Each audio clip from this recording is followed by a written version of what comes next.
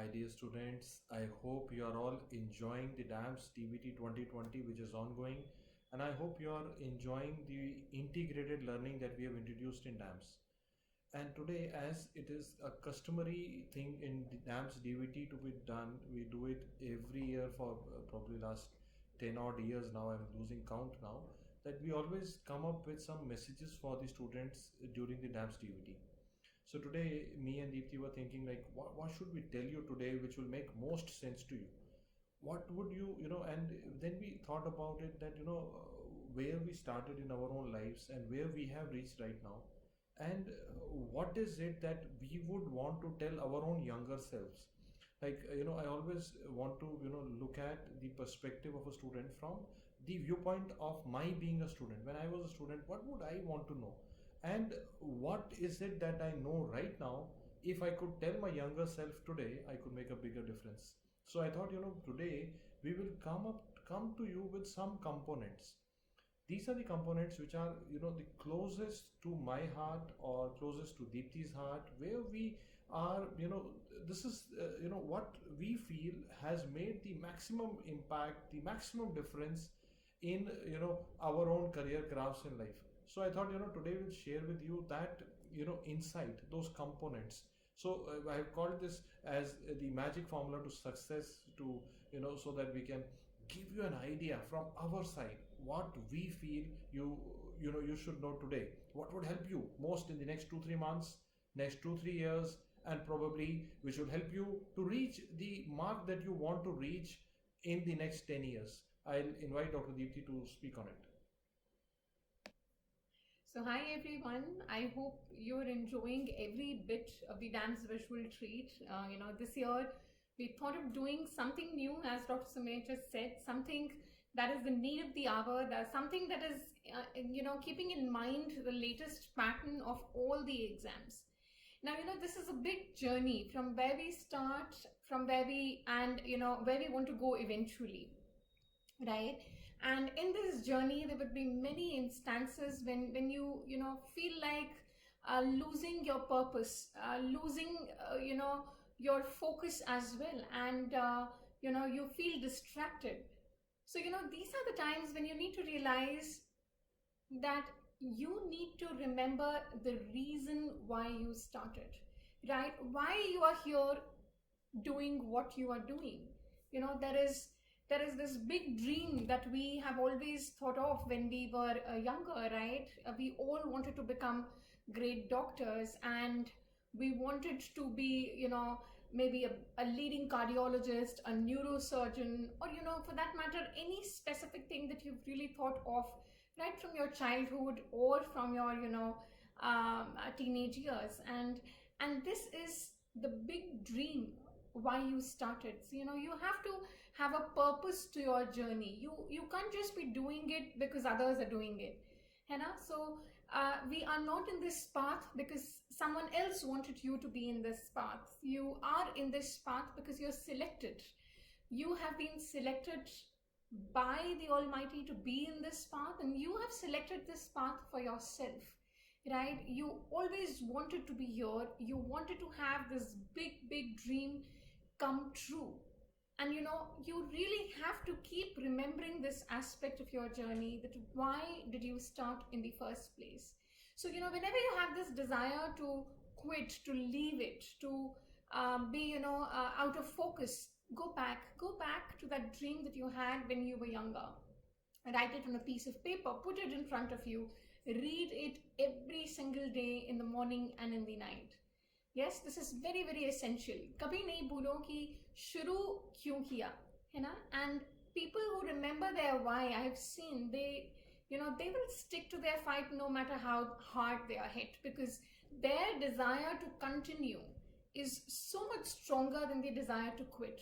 So you have to build that desire inside of you. You have to know that no, whatever might happen, you are here for a reason. You started for a reason, and until and unless you achieve that reason, you are not going to stop, right? So it's very important, and I assure you, when you remember your why, believe me, sticking to your journey is going to be much easier. Also, sometimes when you have already started in your journey and you have taken a few steps, there come these hurdles. The hurdles could be circumstances, the hurdles could be your own mindset as well, and that is actually the biggest hurdle that I've ever seen. Being in touch with so many of students who aspire every year for their professional growth. So, what is exactly this growth mindset? So, the first thing that I would really want to tell about the growth mindset is that it doesn't matter where you are right now, right? You have to start where you are and you have to start with what you have. Believe me, things are not going to be 100% your way always. It is going to be a mixture of circumstances. So, start small, but start, right? And then have a growth mindset. So, what exactly is this growth mindset? The growth mindset is saying yes to the opportunities, because you believe that this the feeling of fear that you have that you might lose. You have to understand that it's not just always about losing and winning. It's about what you're going to gain from it if you take a yes towards it, right? I've seen so many of my students writing in, ma'am, I don't feel like giving a grand test because I'm not doing well, or I fear I will not do well. I'm not taking the test that frequently. And this is exactly your mindset which is stopping you to propel further. Right now, you have to stop seeing them as hurdles and you have to start seeing them as opportunities. We always say the opportunities will always come disguised as problems, as your fears.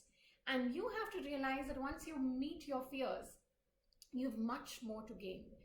Every aspect or every yes you say, that's what the growth mindset is all about.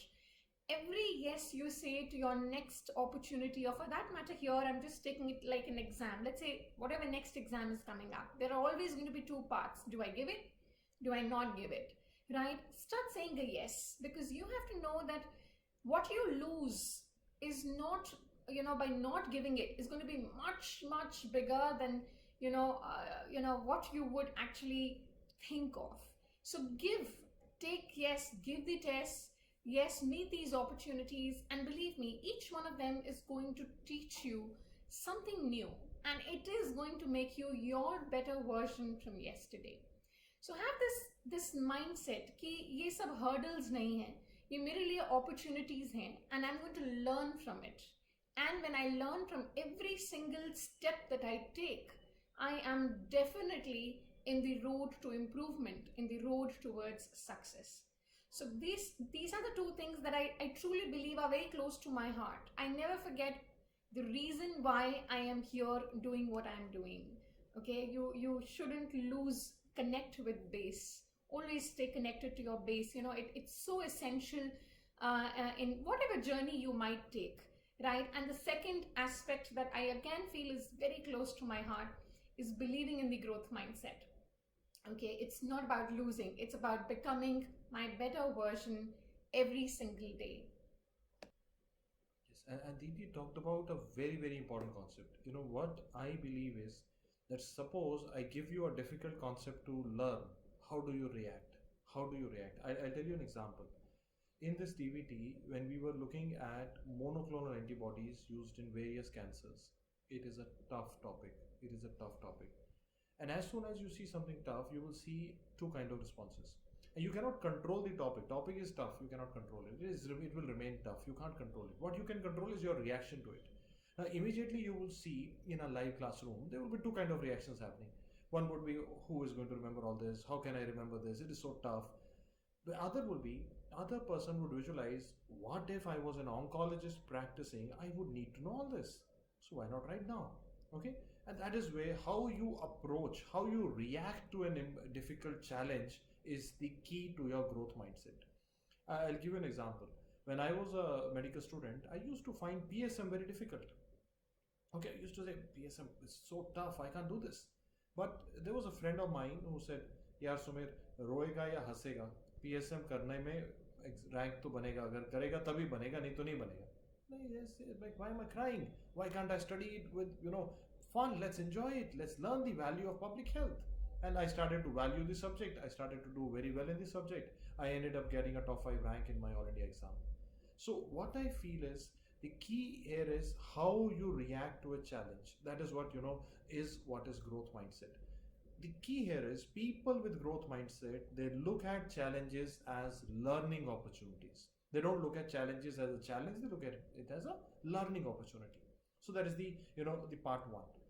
But second part of today's secret message that or formula that I wanted to create for you is what I believe works for me.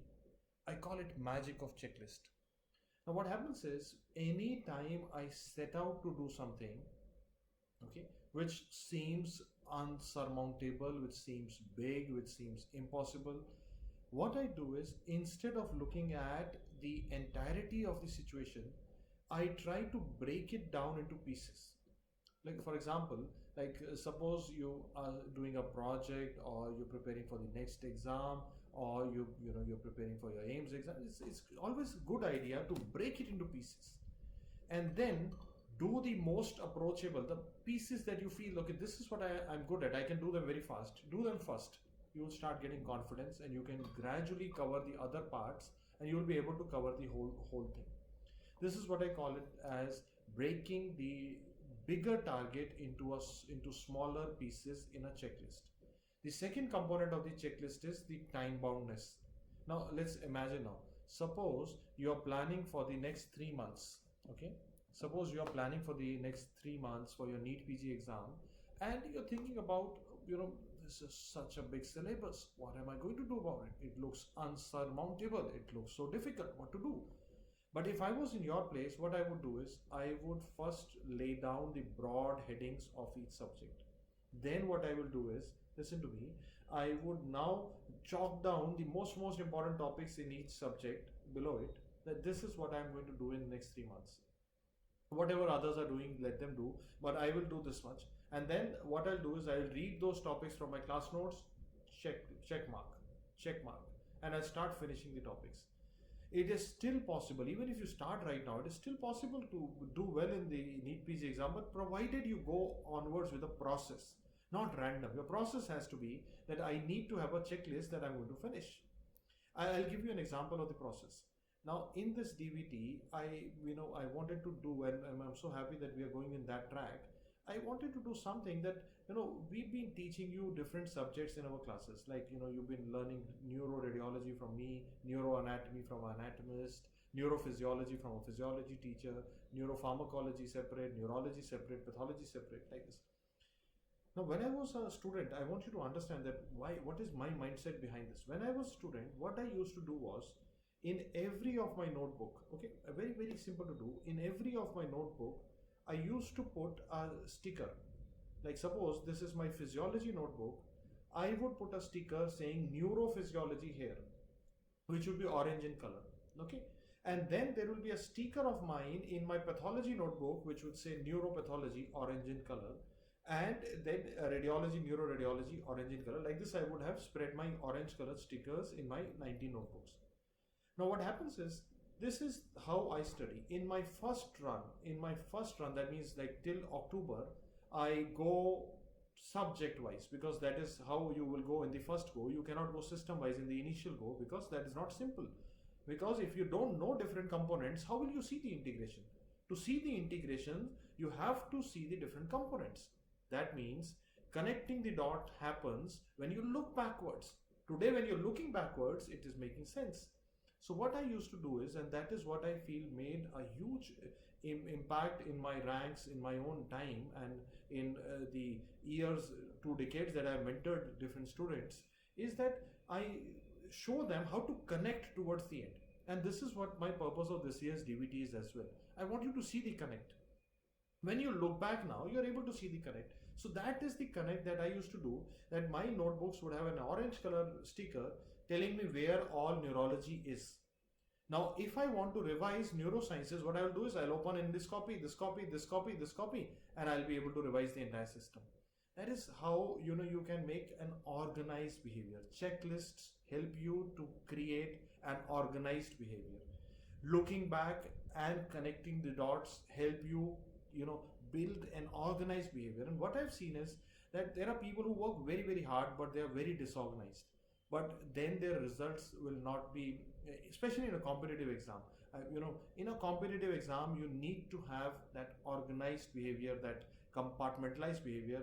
And I am sure that after this DBT, you would have those compartments with you. You have subject-wise notebooks and system-wise, notes available to you. Now you can actually flip through them, and you can, formulate the concept. The interconnections in your neurons about concepts will be much better, much more smoother, and you will have more integrated approach in your mind.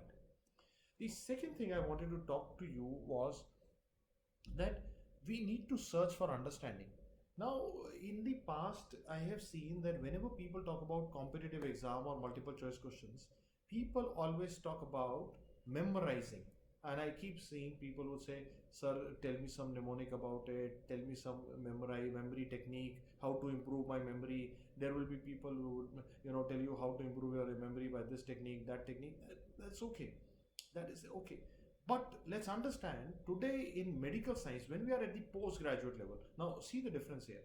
When we are at the schooling level, you are actually collecting knowledges. You are not so much of an integrator at that age. But when you finish your graduation in medical profession and you are going at a postgraduate level of study, here your application and comprehension becomes more important.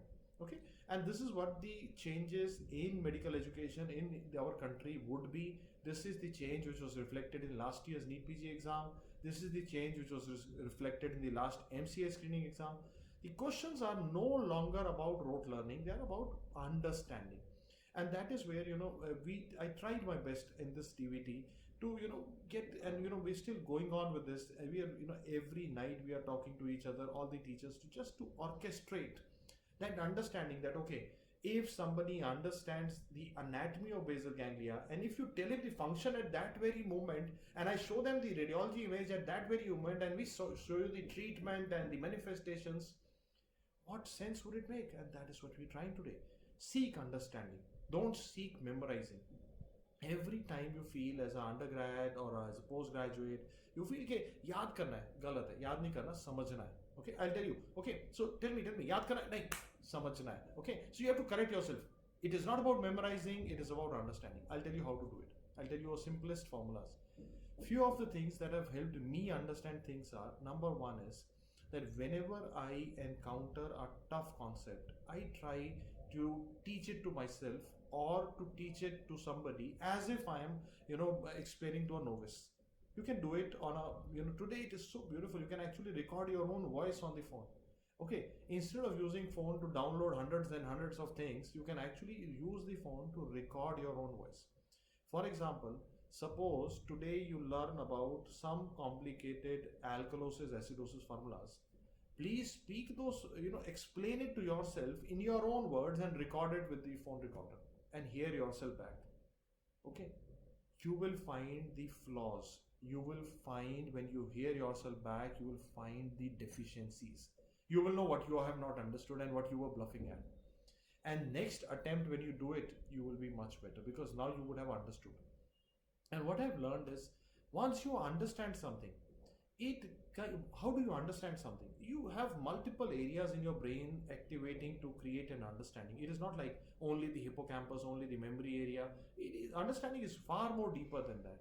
So once the understanding is established, that root, that interconnections in your brain are established, you will always be able to recall those things. You will always remember. You will be able to apply those logics. You will be able to do more comprehension things.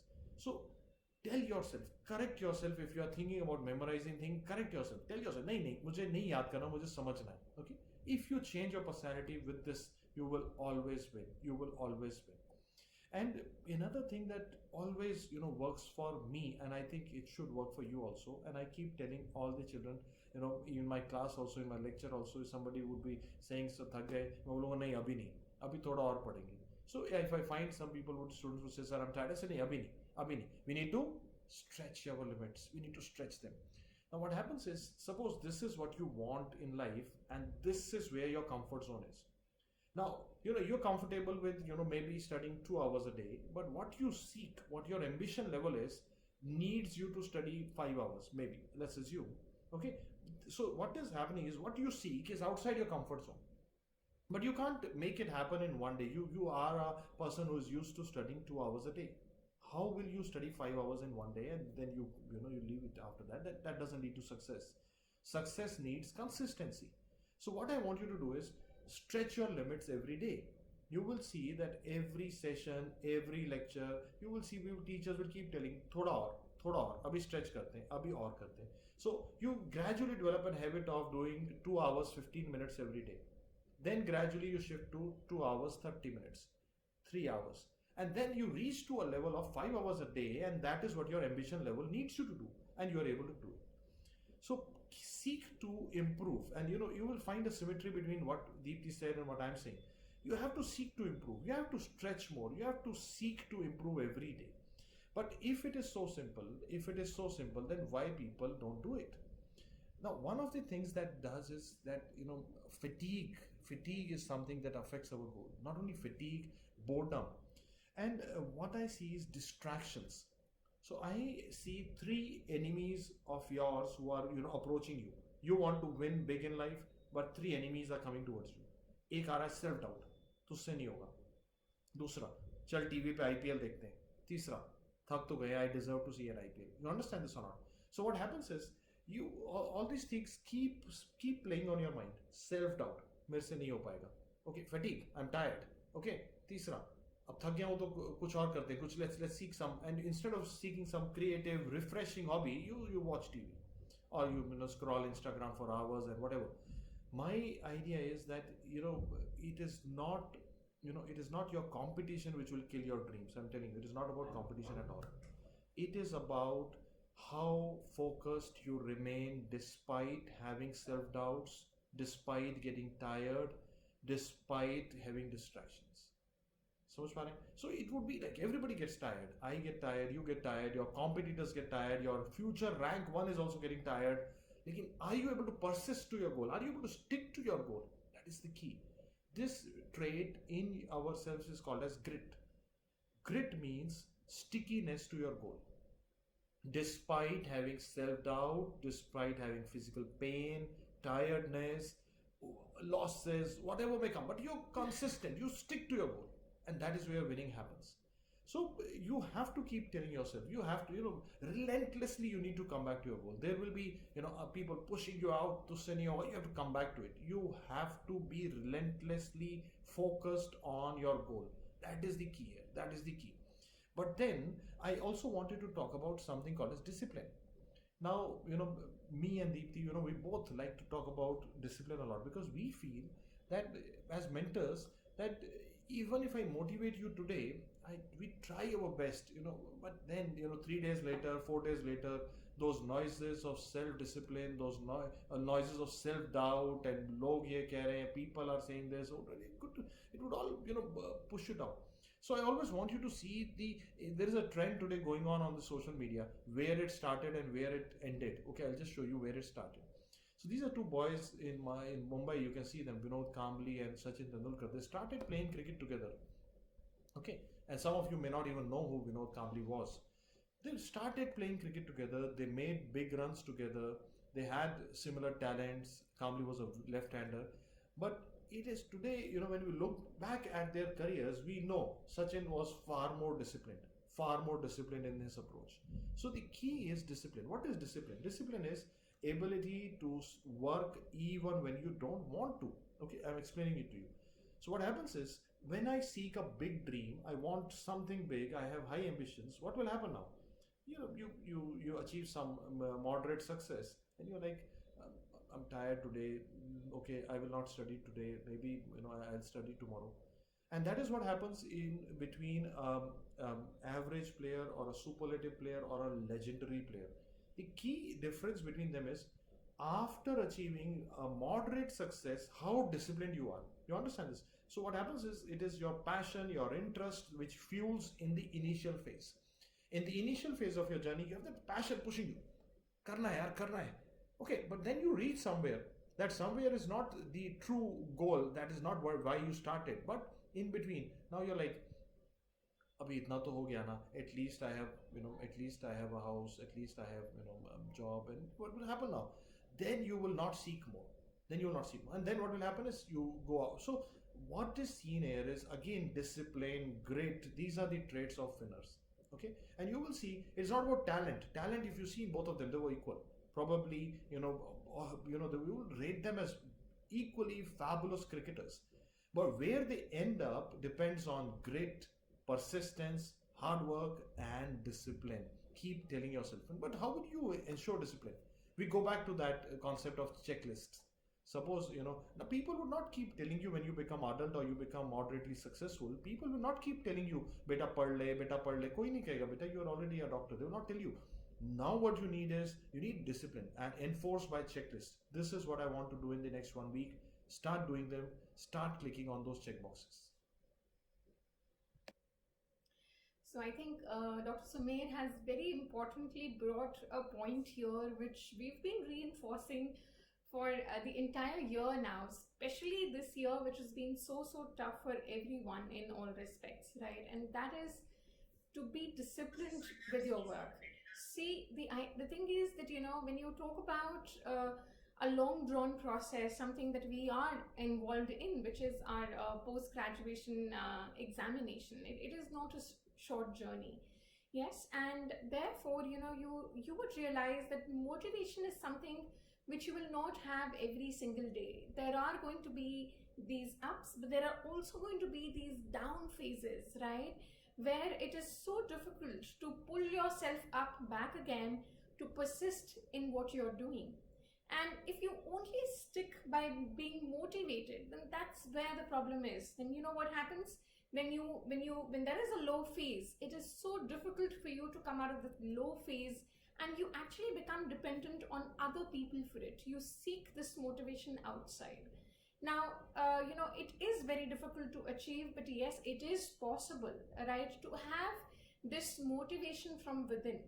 And to bring this motivation from within, the formula is actually to be disciplined, right? So it is very important, especially in these last few months when you are going to face your exams pretty soon, right? You have to realize that, come what may, every single day I'm going to follow a schedule. I'm going to follow a pattern which, if I follow successively, will convert into something magical. Yes, so this pattern will happen no matter what is going on around you, no matter what the circumstances is. So, you have to get up on time, you have to correct your sleep-wake cycle, you have to study anti-grade, you also have to have a discipline of practicing at least 150 to 200 odd MCQs every day, right? So if not 200, 150 is definitely a required number for you to practice every single day, right? So how would you involve all these things into your study when you have a roadmap, when you have a schedule ready for you? And you are not just writing that schedule to write it down, you have to follow it up. So be disciplined, get up at the same time every single day. Start with your anti-grade study, right? Then once you are tired studying anti-grade for, let's say, 3 hours, that's the time that you should switch over to MCQs.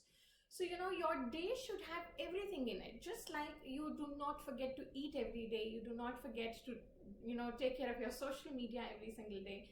You should be disciplined enough, right, to do some revision every day, to do some MCQ practice every day, and to do some anti-grade study every day.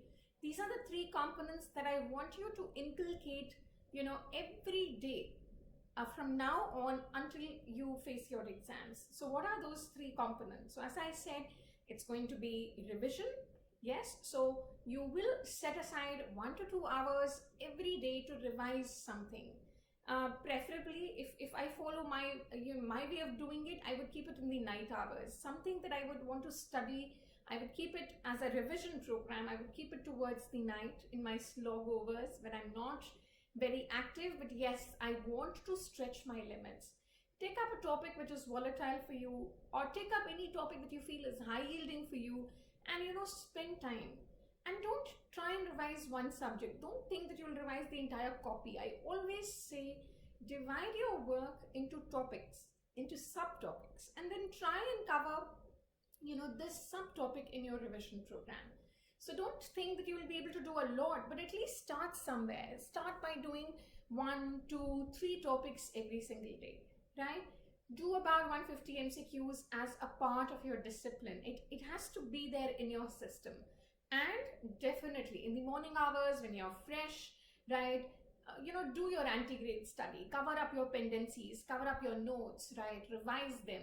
So this is how it has to be every day, no matter what's going around you, right? It may be IPL, it may be something else, and it is Corona as well. It's anyways a lot of the circumstances are not at their best right now. But I did say earlier, try and make the best of what you have and where you are, right? So this is a super important ingredient no matter what your journey is. It may be for competitive exams, it may be to become a better doctor, it may be to be a winner as well. But whatever your reason might be, discipline is a core ingredient into taking you where you always wanted to be, right? And then, this is also something which is what I strongly believe in. Your decisions should reflect your hopes and not your fears. Each one of us has a fear, and maybe multiple fears as well, and we know it, right? We know it. We know what we are scared of. We know what pulls us down. But the idea is someone who really knows what their fear is can always overcome them as well. So, what I want you to do is whenever you get up in the morning and you find something scaring you, something putting a halt in your progress, take that up head on, right? The only way to beat your fears is to face them. Desensitize yourself. Give yourself multiple exposures. If it is testing, go ahead. Give a test every single day, okay? Give a test every single day. So, you have to know what is pulling you down. And if you really know what is pulling you down, you can go sky high. Use it as a launch pad. Go face it. And then, it's always about not about how hard you fall, but it's always about how high you can jump after that, a fall. It has to be a stronger recoil. So, don't get scared. Always be hopeful. And that's how it always has been, for me. No matter what anybody told me about how capable or incapable I am, no matter where I stood in my class, it really didn't matter. The only thing that I've ever seen is hope. Okay. And I feel this something which if somebody asks me what would I want to give to my students is hope. I want you all to be very, very hopeful. And these are not false hopes. These hopes are the ones which are training your mind. You don't know it, but passively, these hopes are training your mind to work towards that particular path.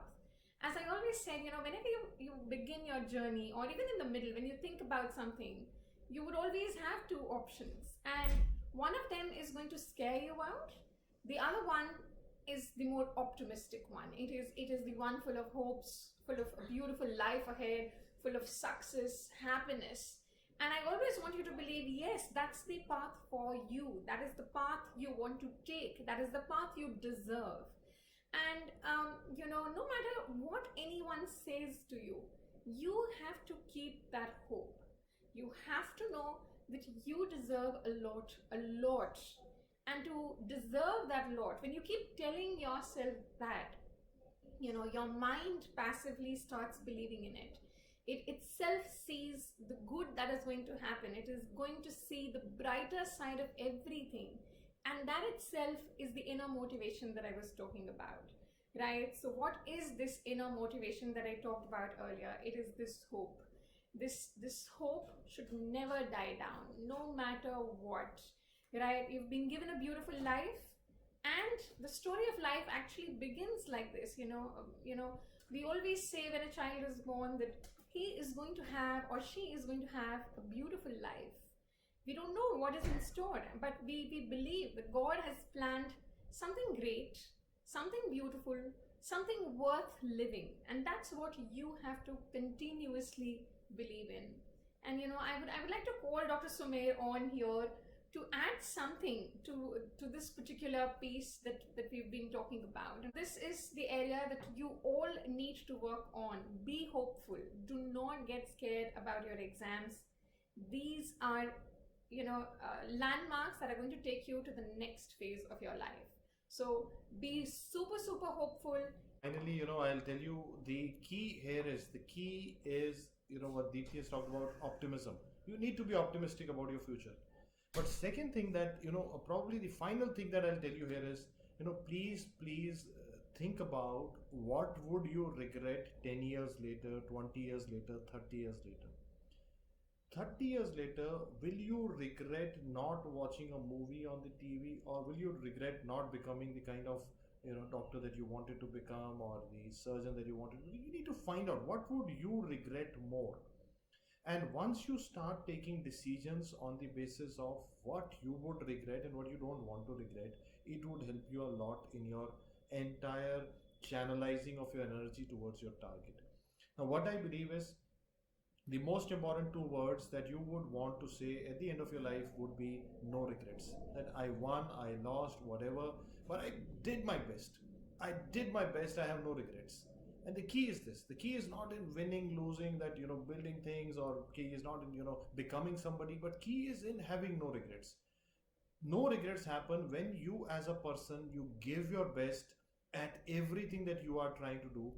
And once you are done with what you could do, you come out of the exam and say that I have done my best, I have no regrets, I have done my best, come whatever may be the outcome, but I have no regrets.